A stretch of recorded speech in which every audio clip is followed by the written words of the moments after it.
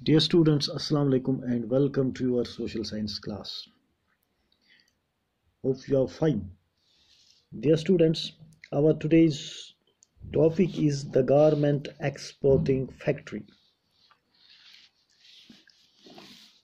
Well, the Erode merchant supplies the cotton cloth produced by the weavers to a garment exporting factory near Delhi. The garment exporting factory will use the cloth to make shirts. The shirts will be exported to foreign buyers.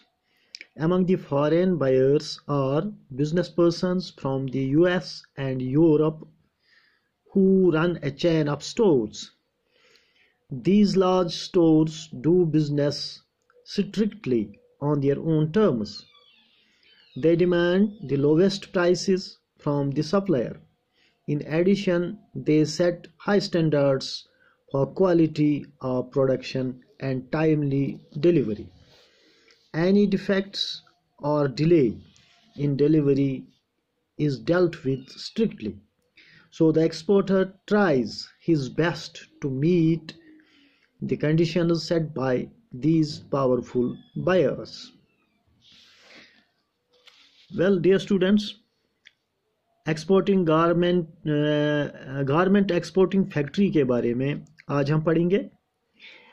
Erode से जो merchants supply करते हैं cotton, वो cotton फिर जो cloth produced viewers ने बनाया हुआ था, तो ये जो गारमेंट्स होते हैं, ये इरोड मर्चेंट्स जो हैं, वो इस कॉटन को जो वीवर्स के ज़रिए प्रोड्यूस किया गया था, उसको वो गारमेंट एक्सपोर्टिंग फैक्ट्री में भेज देते हैं।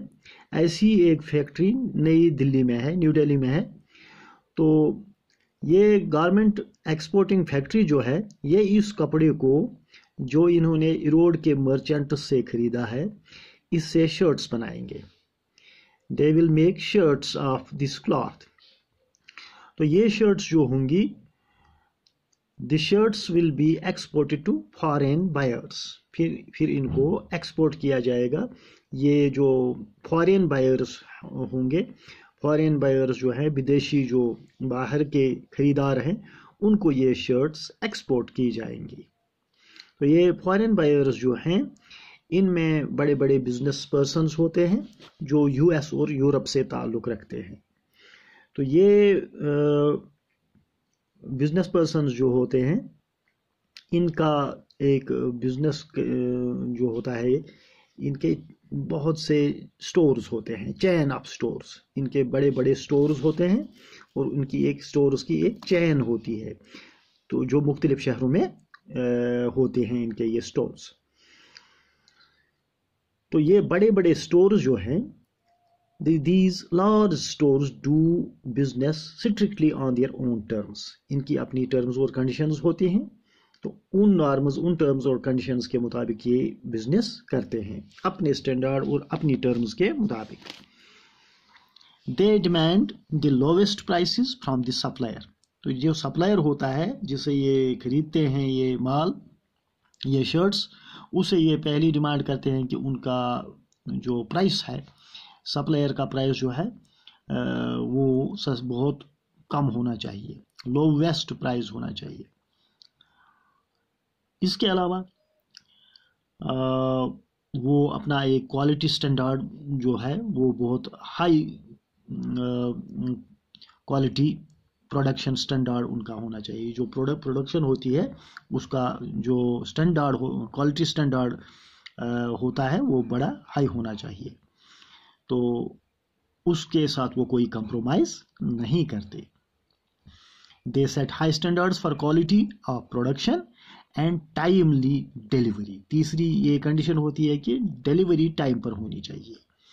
तो इस तरह से एनी डिफेक्ट्स और delay in delivery is dealt with strictly. तो अगर कोई इसमें फ़र्क होता है डिलीवरी में या टाइमिंग में या माल के स्टैंडर्ड वगैरह में, तो इसके साथ बड़ा स्ट्रिक्टली वो इसको डील करते हैं। सो द एक्सपोर्टर्स जो होते हैं, they try their best to meet the conditions set by these powerful buyers. तो ये जो एक्सपोर्टर्स होते हैं, इनके जो वो पावरफुल बायर्स होते हैं, उनकी कंडीशंस को ये स्ट्रिक्टली फॉलो करते हैं, तो उस पर ये मिन व अमल करते हैं, उसके साथ ये कोई कंप्रोमाइज नहीं करते।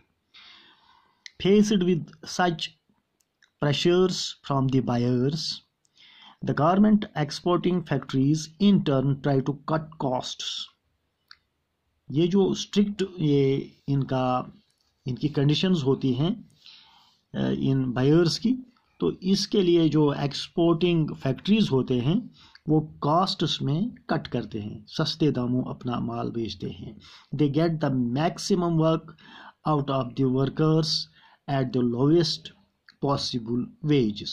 तो ज़्यादा से ज़्यादा काम वो लेते हैं कम से कम वेजेस पर।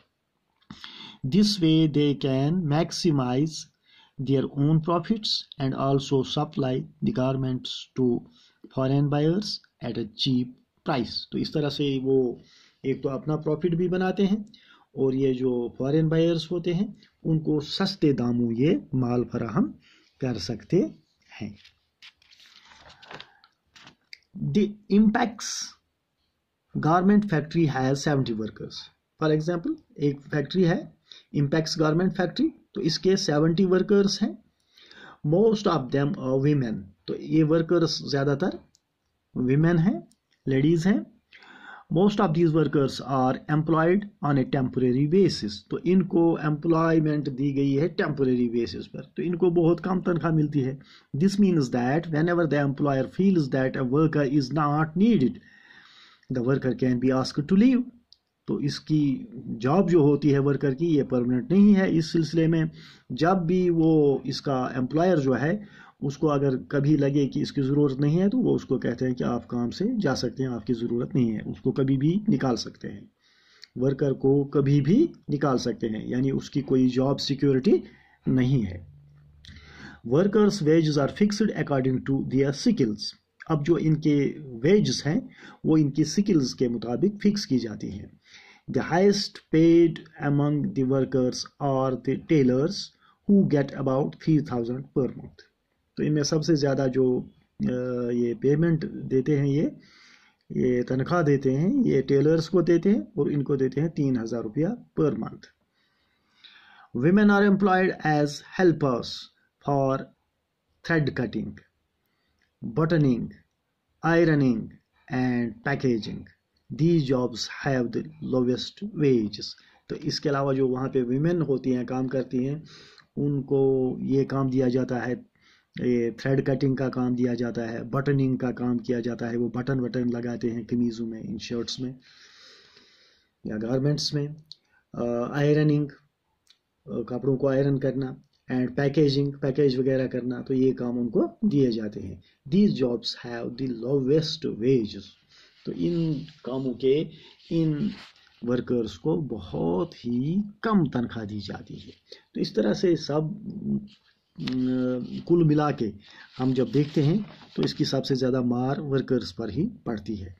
तो ये जो वर्कर्स होते हैं या जो फार्मर्स होते हैं, फार्मर्स भी बहुत कम प्रॉफिट पाते हैं, उनको भी बहुत कम पैसा मिलता है, बहुत कम दाम मिलता है अपने माल का। और ये जो छोटे छोटे वर्कर्स होते हैं इनको भी बहुत कम सैलरी मिलती है, बहुत मीगर अमाउंट इनको मिलता है।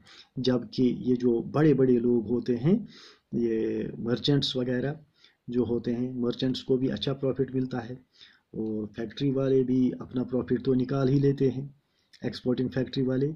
और वो जो फिर वो एक्सपोर्टिंग जो शॉप वाले होते हैं, तो उनको तो सबसे ज़्यादा उनको प्रॉफिट मिलता है।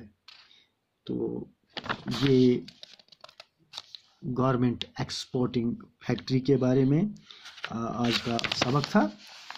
तो नेक्स्ट वीडियो में हम पढ़ेंगे कि ये यहाँ से जब ये गारमेंट्स बाहर जाते हैं तो वहाँ ये फॉरेन में कैसे बिकते हैं और किस रेट पे बिकते हैं।